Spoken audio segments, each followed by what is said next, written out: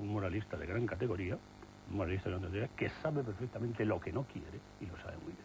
Y que además tampoco se vende, a mi juicio, de una manera falsa, como trataron, quizá él no, pero de vendernos a figuras intelectuales que en los años 80 tuvieron muchísimo predicamento, como el filósofo y ensayista rumano, pues un cineasta, pero es un hombre de cultura, Emil Cioran, que se nos quiso vender como una especie de lucidísimo nihilista, cuando en realidad luego supimos que lo que ocultaba celosamente y de una manera neurótica era su pasado nazi.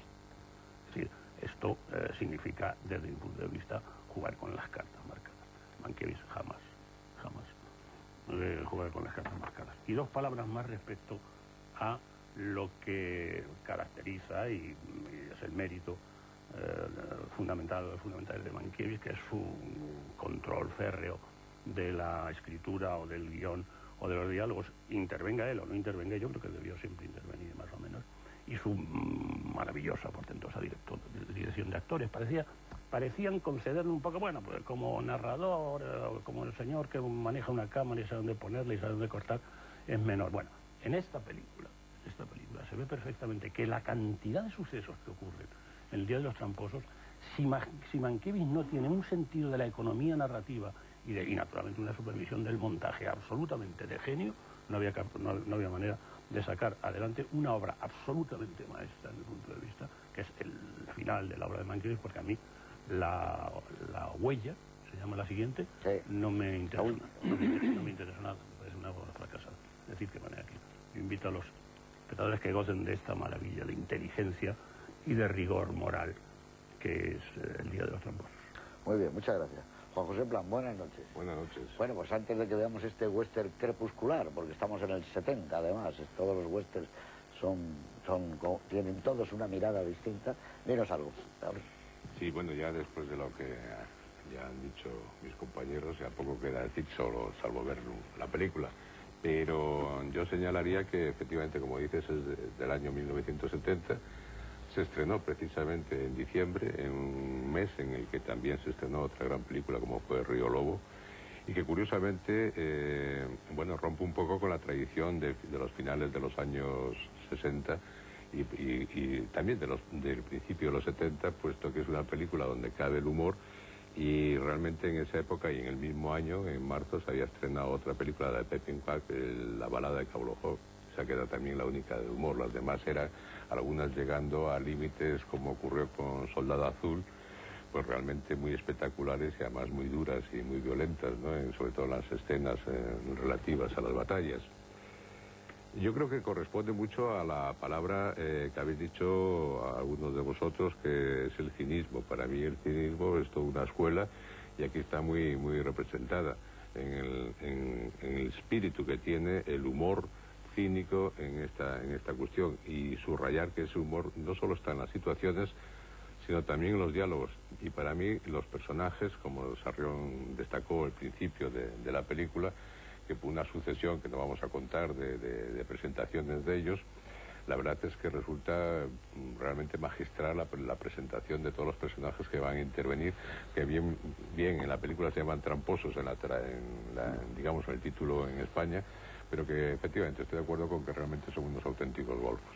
Golfos que yo creo que están muy bien estudiados por una persona que en su día se presentó a la Universidad de Columbia como el director para estudiar precisamente psiquiatría, pero que dejó rápidamente y acabó licenciándose en Historia del Arte. Pero yo creo que tiene mucho de ello en esta película, un estudio psiquiátrico más que psicológico de los personajes, y unos personajes que desde luego corresponden a la golfería plena. Y no tiene nada extraño que empiece diciendo eras una vez, porque al final remata, y además, como Sarrión destacó antes, hay una frase fundamental, parece que está hecha de una forma, bueno, no para que sea brillante, que es la que dice precisamente la sirvienta de color a su compañero, que dice que no te juegues la vida por el dinero de otros, puesto que esto en la película es toda una filosofía que al final se va a ver por su conclusión. Muy bien, muchas gracias. Van a ver ustedes, nada más comienza la película, la pantalla se divide. Yo creo que eso marca perfectamente lo que va a ser a partir de ahí la película. Todo está dividido, todo está parcelado. cada uno de los personajes es uno en sí mismo y depende del engaño de los demás y de su propia aventura personal. Decía mi amigo Antonio Martínez Arrión, la dirección de actores.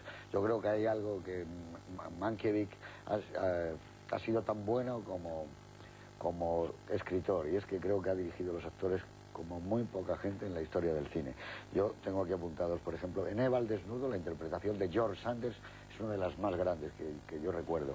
En otra película maravillosa que se llamaba Operación Cicerón, 5 dedos, James Mason hace otro de los más grandes trabajos de la historia del cine. Por no hablar de repente, el último verano, como está Liv Tyler, realmente es un asombro, quizá es el mejor trabajo que ha hecho. O Jim Tierney en El fantasma y la señora Muir.